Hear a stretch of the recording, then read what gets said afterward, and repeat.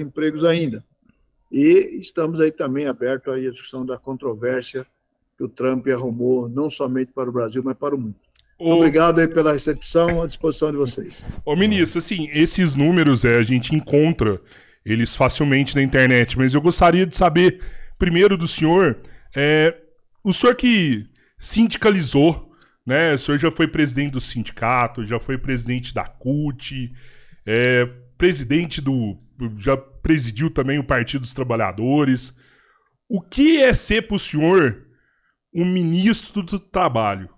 Principalmente sendo um membro do Partido dos Trabalhadores, que lutou tanto pelos trabalhadores. Eu quero ouvir isso do senhor.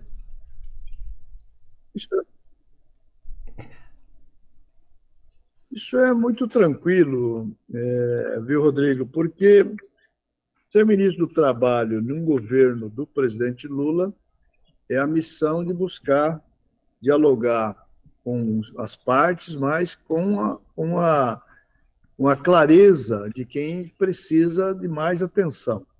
Né? Quem precisa de mais atenção, de cuidar de nossa parte, é o povo trabalhador, o povo pobre, o povo da periferia, a juventude periférica, as comunidades LGBT, que muitas vezes são discriminadas, as mulheres, o povo indígena, o povo negro, os quilombolas, enfim. Então, para nós é muito tranquilo no papel de ministro de Estado, porque nós sabemos exatamente quem nós devemos cuidar. Evidente que você tem que atender o mundo empresarial, pequena empresa, grande empresa, mega empresa, multinacionais, e buscar interagir em relação a isso. E a nossa missão nesse processo é buscar cuidar da qualidade do trabalho. Não? Assim, o combate ao trabalho análogo à escravidão, o combate à exploração de mão de obra infantil, buscar orientar o processo de qualificação dos trabalhadores, os programas, enfim. Então, é muito tranquilo. Eu fui ministro do presidente Lula no governo Lula I, do Trabalho. Aliás, deixei o mandato da CUT para assumir o ministério lá em 12 de julho de 2005, fiquei até 29 de março de 2007 no Trabalho. Depois, assumi a Previdência 29 de março até 4 de junho 29 de março de 2007 a 4 de junho de 2008, quando me licenciei, quando me exonerei para ser candidato a prefeito de São Bernardo do Campo.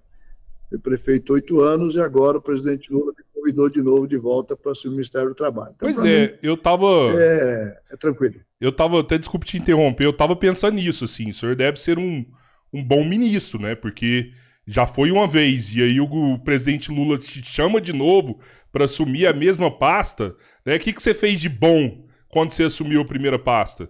Qual que foi uma grande conquista sua para os trabalhadores? E eu queria até emendar uma outra pergunta junto. O senhor falou que quando você assume uma pasta dessa, você acaba se aproximando muito do meio empresarial, né?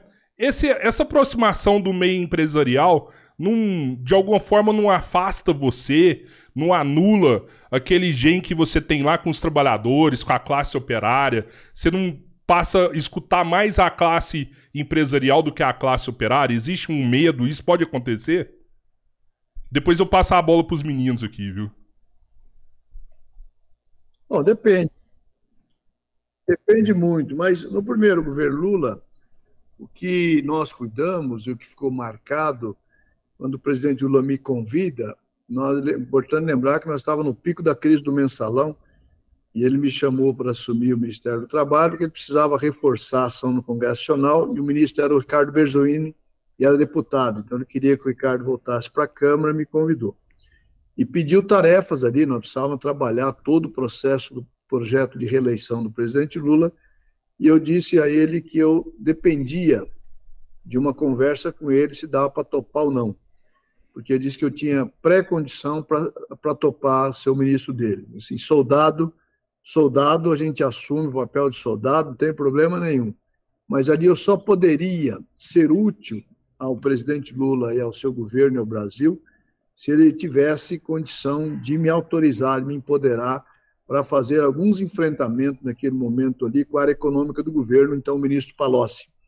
Diz o seguinte, eu só posso dizer para desempenhar esse papel que o senhor está me pedindo se nós tivermos o compromisso de fazer uma nova política de valorização do salário mínimo naquela época, a restituição, correção da defasagem do imposto de renda, entre outras políticas públicas, que se ele topasse isso, eu aceitaria ser seu ministro. Se eu não topasse, eu não teria condição de deixar a presidência da CUT para vir fazer, né, dar continuidade à mesmice que estava acontecendo. E o presidente Lula, nós precisamos disso, está empoderado, venha, vai fazer. E nós fizemos ali uma política de valorização do salário mínimo, foi que acabou sendo uma das grandes marcas de governo, né, junto com tantas outras políticas públicas envolvidas. O presidente se reelegeu, fez um mandato excepcional no segundo mandato, saiu com mais de 80%, quase 90% de aprovação, bom e ótimo, tanto é que ali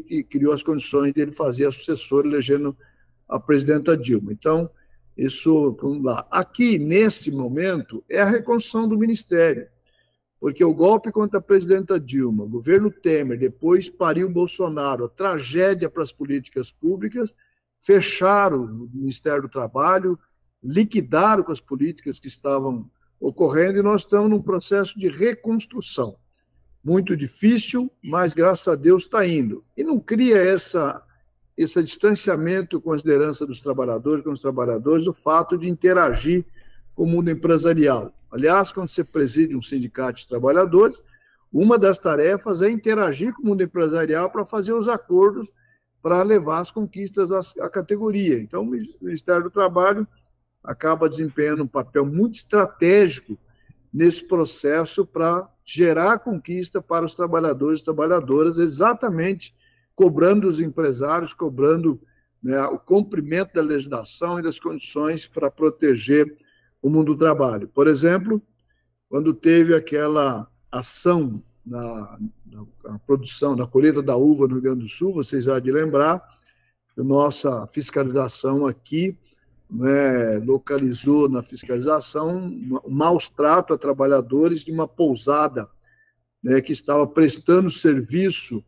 à colheita de uva. Eu estive lá, junto com o Ministério Público, chamei os donos das empresas, enquadramos, e ali nasceu um pacto que ajudou a fortalecer os sindicatos de trabalhadores. A Confederação dos Trabalhadores Assalariados do Campo, por exemplo, tem já 15 anos de existência, nunca tinha conseguido fazer um acordo coletivo com esse setor.